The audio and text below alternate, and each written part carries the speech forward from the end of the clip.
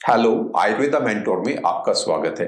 आज मैं आपसे एक ऐसे ट्रिगरिंग फैक्टर के बारे में बात करूंगा जो काफी सारी बीमारियों को फ्लेयर अप कर सकता है और आप इस ट्रिगरिंग फैक्टर को आसानी से अवॉइड कर सकते हैं। इससे प्रभावित होने वाली बीमारियां हैं IBDs, inflammatory bowel disease, ulcerative colitis, Crohn's disease. इसके अलावा coeliac disease, anorectal disorders, piles, fissures, fistula और अन्य डाइजेस्टिव सिस्टम की बीमारियों में भी यह फ्लेयर अप का काम करता है। इसके अलावा दूसरी ऑटोइम्यून डिसऑर्डर्स या क्रॉनिक बीमारी में भी इस ट्रिगरिंग फैक्टर के द्वारा फ्लेयर अप बड़ी आसानी से संभव है। आप ayurvedic-herbalist.com वेबसाइट के आयुर्वेदिक ट्रीटमेंट वाले सेक्शन पर जाकर विभिन्न क्रॉनिक डिसऑर्डर्स व ऑटोइम्यून डिसऑर्डर्स के आयुर्वेदिक ट्रीटमेंट से संबंधित फ्री ईमेल ट्रेनिंग ज्वाइन कर सकते हैं। इसके साथ ही आप अपनी हेल्थ डिटेल्स भेजकर ऑनलाइन या फोन कंसल्टेशन के लिए अपॉइंटमेंट शेड्यूल कर आयुर्वेदिक ट्रीटमेंट शुरू कर सकते हैं। आयुर्वेदा मेंटोर आपको क्रॉनिक डिसऑर्डर्स व ऑटोइम्यून डिसऑर्डर्स के हीलिंग एंड क्योर के पथ पर आगे बढ़ने के लिए आयुर्वेद व योग के ज्ञान पर आधारित डेडिकेटेड ऑनलाइन ट्रेनिंग भी प्रदान करता है। आप घर पर रहकर मोबाइल, टैबलेट या लैपटॉप पर आसानी से इन्हें देखकर इनका पालन कर हीलिंग एंड क्योर के पथ पर कॉन्फिडेंस के साथ आगे बढ़ सकते हैं। पेट का इन्फेक्शन सबसे बड़े ट्रिगरिंग फैक्टर्स में से एक है। आमतौर से ये बैक्टीरिया, वायरस या दूसरे माइक्रोब्स के द्वारा हो सकता है। इसके कुछ मुख्य रूप इस प्रकार से है कि टाइफाइड का इन्फेक्शन, गैस्ट्रोएंटराइटिस, स्टमक और आंतों के अंदर सूजन हो जाना, अमीबाइसिस या अमीबिक कोलाइटिस या वायरल डायरिया। आमतौर से आप पाएंगे कि ये सारे इन्फेक्शन खाने या पीने की वस्तुओं के द्वारा होते हैं। जैसे कोई आदमी बाहर गया, उसने बेल का शरबत या गन्ने का जूस पिया, उसके बाद इस तरह का इन्फेक्शन हो गया, या आपने कटी हुई फल और सब्जियों की चाट या सलाद बाहर से ली, उसके बाद इन्फेक्शन हो गया, या आपने ऐसी जगह का पानी पिया या खाना खाया जिसमें एक हेल्थ की क्वालिटी के बारे में आप एश्योर नहीं हैं, उस तरह की जगह से खाना या पानी पीने से इस तरह का इन्फेक्शन होना बेहद कॉमन बात है। पेट का इन्फेक्शन होने पर कई तरह के सिम्टम्स हो सकते हैं। इसमें से कुछ ऐसे भी सिम्टम्स होते हैं जो आपको पहले से ही प्रभावित कर रहे होते हैं। यह सब इस पर डिपेंड करता है कि इन्फेक्शन कौन सा है और उसने एब्डोमेन का कौन सा हिस्सा अफेक्ट किया हुआ है। अगर हम आमाशय या स्टमक की बात करें तो हाइपर एसिडिटी, उल्टी, उबकाई ये काफी कॉमन है। अगर आंतों की बात करें तो डायरिया, पेट में दर्द होना, मरोड़ होना, गैस बनना, फ्लैचुलेंस होना और फाउल स्मेल, ये सब काफी कॉमन है। सभी तरह के इन्फेक्शंस के अंदर भूख की कमी और कमजोरी मिलती है। इसके अलावा कुछ इन्फेक्शंस में आप फीवरिश महसूस करते हैं, आपको लगता है जैसे बुखार है, लेकिन वास्तव में आपका तापमान सामान्य होगा।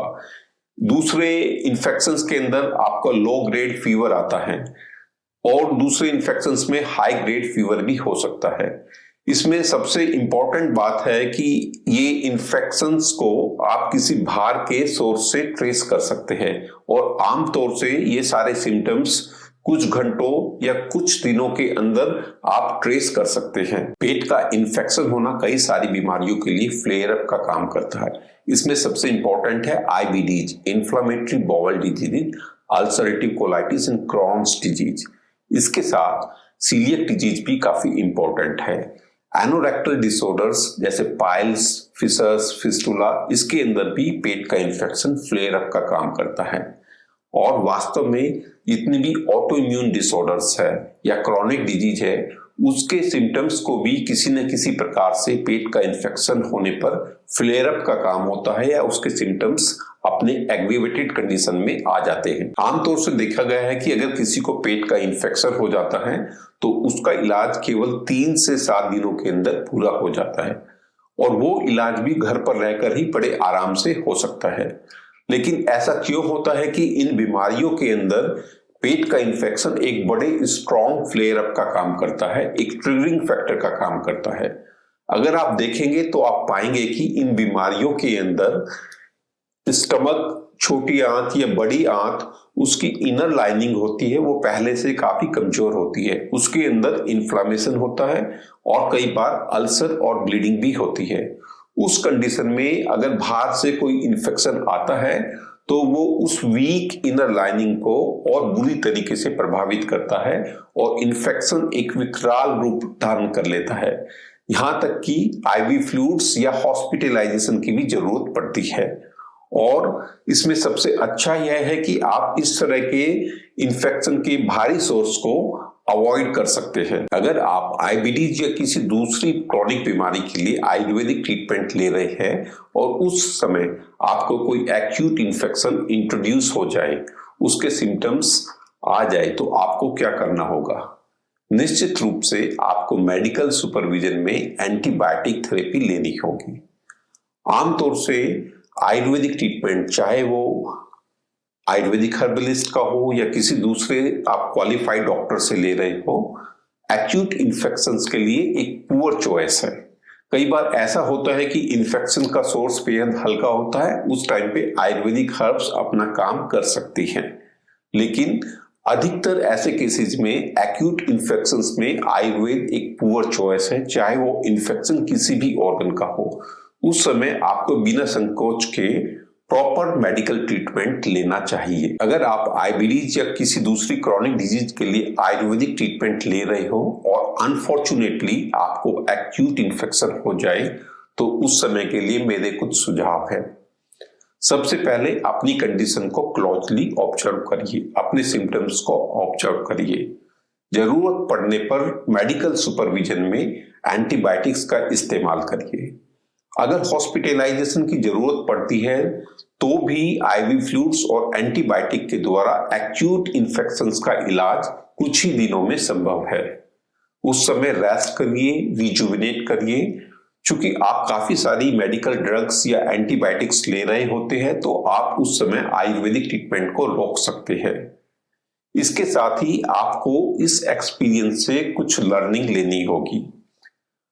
क्रॉनिक डिजीज के अंदर आपको फूड जर्नल की सिग्निफिकेंस को समझना होगा और पूरे अपने एफर्ट के साथ में अपनी हीलिंग एंड क्योर की जर्नी को दोबारा शुरू करिए, एक नए उत्साह के साथ दोबारा शुरू करिए। यहाँ पर सबसे अच्छी बात है कि इस तरह के एक्यूट इन्फेक्शंस को आप पूरे तरीके से अवॉइड कर सकते हैं। इसके लिए आपको घर का बना हुआ फ्रेशली कुक्ड खाना खाना चाहिए। दूसरा, फल, सब्जी, सलाद या चाट जो बाहर की हो, बाहर ही कटी हुई हो, इस तरह की सभी चीजों को अवॉइड करें। इंडिया के अंदर स्ट्रीट फूड्स जो सड़क पर बिकने वाले सामान हैं, उनकी क्वालिटी आमतौर से काफी पुअर होती है और स्ट्रीट वेंडर्स की हाइजीन को लेकर एजुकेशन भी काफी कमजोर होती है। इस वजह से आपको स्ट्रीट फूड्स को अवॉइड करना चाहिए। अगर कभी आपका मन करता है तो उस तरह के आइटम्स को आप घर पर बनाकर एंजॉय कर सकते हैं। इसके साथ अगर कभी आप पीने के पानी के सोर्स के बारे में फुल्ली एश्योर्ड ना हो तो आप उसे अवॉइड करिए। काफी सारे इस तरह के एक्यूट इन्फेक्शंस पानी के द्वारा भी आते हैं। इन सरल सुझावों के द्वारा आप एक्यूट इन्फेक्शंस को, पेट के इन्फेक्शंस को पूरी तरीके से अवॉइड कर सकते हैं। मैं विश्वास करता हूं कि इस वीडियो में दी गई इंफॉर्मेशन आईबीडीज या दूसरी क्रॉनिक डिसऑर्डर्स का आयुर्वेदिक ट्रीटमेंट ले रहे लोगों के लिए बेनिफिशियल होगी। फाइनली, आपके बेहतर स्वास्थ्य और सुखद जीवन की कामना के साथ डॉक्टर विक्रमादित्य तोमर, नमस्ते, धन्यवाद।